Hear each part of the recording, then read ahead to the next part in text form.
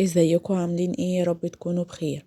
يلا نحضر الفطار مع بعض كده. عايزاكم تجيبوا لي اي خضار موجود عندكم في البيت كده وتقطعوه معاه.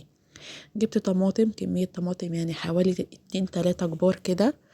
جبت بقدونس او كزبرة، اي حاجة فيهم مش هتفرق. قطعهم برضو وافرمهم كويس قوي. فلفل سبايسي، فلفل رومي براحتك، بس هو السبايسي لو خدنا نص كده قرن فلفل سبايسي يعني مش هيأثر قوي. هتقدروا تاكلوا، يعني هيدي نكهة بس خفيفة كده حلوة للصينية بتاعتنا.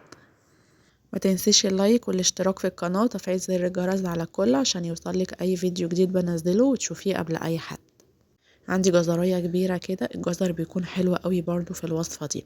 طبعا لو اي حاجة مش موجودة عندك، يعني مش عايزة تحطي فلفل ما تحطيش، مش عايزة تحطي جزر ما تحطيش، لكن الطماطم والخضرة مهمين. وباقي بقى كمية الخضار اللي عندي دي برضو بترجع لذوقك، يعني بتحبي الخضار كتير تمام، عايزة تقللي قللي. وطبعا كل الانواع التانية دي اختيارية يعني، لكن الاساسي الخضرة والطماطم. والبصل ده من الاساسيات برضو، بيبقى طعمه حلو قوي. قشرتها وغسلتها وابتديت ان انا ابشرها وهقسمها كده ايه نصين. يعني انا مستخدمة بصلاية وسط، هعمل منها السلطة اللي انا بعملها دي، والجزء التاني ده هعمل منه الرز. عندي بقى 4 معالق كبيرة كده من الثوم. الثوم بيبقى حلو قوي برضو في الوصفة دي. هعصر عليه ليمونتين. انا بعمل صينية سمك، فعايزة كده الصينية متبقاش زفرة، يعني عايزة يبقى طعم الليمون ايه، باين، يضيع الزفرة وفي نفس الوقت يكون باين كده وطعمه حلو. يعني تبقى مزز شوية. حطيت ملح، حطيت فلفل اسود، كزبرة، كمون، وقلبتهم كده كويس. وهاخد معلقة من الثوم ده احطه على السلطة. تمام، هركن بقى السلطة دي كده على جنب.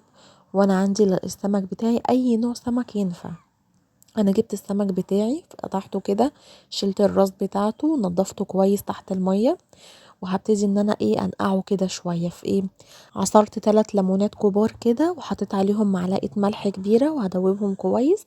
وهنزل عليهم كده بالسمك. انا بوريكم السمك دي انا فاتحاها من ظهرها، ودي والباقي السمك انا فاتحاه من بطنه. يعني انا حاسة ان هو ايه، من البطن كان اسهل بالنسبة لي يعني. لكن ان انا افتحه من الظهر كده بتبقى ناشف ومعرفش، يعني بصراحة انا ايه استسهلت ان انا اعمله من بطنه. يعني افتحه من بطنه كده وانضفه وبعدين ايه اسلكه كده بايدي وافتحه ايه نصين. هنقعه شوية كده في الملح والليمون، بحيث ان اي زفارة كده موجودة فيه كده تنزل. وما تخافوش من الملح والليمون اللي احنا حاطينه دلوقتي، يعني انا هشطفه في الاخر بعد ما اعمله كده واسيبه يتنقع شوية. هعمله في الاخر. انا بوريكم ان انا قصيت الراس وقصيت الديل وابتديت ان انا اشيل الخياشيم. وفتحت البطن بتاعته ونضفته وشطفته كده ايه، وخليت اللحم بتاعه يبقى نظيف. سيبته حوالي 10 دقايق كده. بصوا اللحم بتاعه بقى ابيض ازاي، وريحته حلوة جدا. هشطفه بقى تحت المية الجارية كده، انزل اي ليمون موجود فيه والملح وكل حاجة، لان انا متبلة الثوم بتاعي. هاخد بس كده من الثوم ده معلقة واحدة احطها على السلطة اللي انا عاملاها. وانا كمان زودت يعني حبة ملح كده بسيطة على السلطة، بحيث ان يبقى الخضار متطعم كده، ما يبقاش طعمه دلع شوية. في ناس بتحط كمية الثوم كلها على السلطة وتحطها مرة واحدة على السمك وتدخله الفرن يستوي مع بعضه. بس انا بحس ان يعني مية السلطة بتنزل على السمك، فالسمك بيكون ايه يعني مش متطعم كده حلو، مش متشرب من طعم الثوم كويس. فبعمل ايه، باخد كده الثوم اللي انا عاملاه ده، اوزعه كويس على السمك وارش عليه معلقة زيت كده وادخله الفرن حوالي ربع ساعة.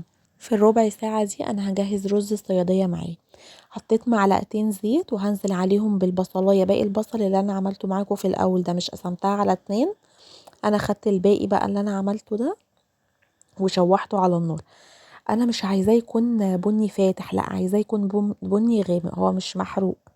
عشان الرز يكون لونه حلو لازم البصلايه دي تكون ايه لونها بني غامق قوي. بعد ما غمقت معايا حطيت عليها الميه والملح ونزلت عليها بالرز وقلبتها. اول ما الرز يتشرب الميه بتاعته كده هوطي عليه النار واسيبه لمده 20 دقيقه.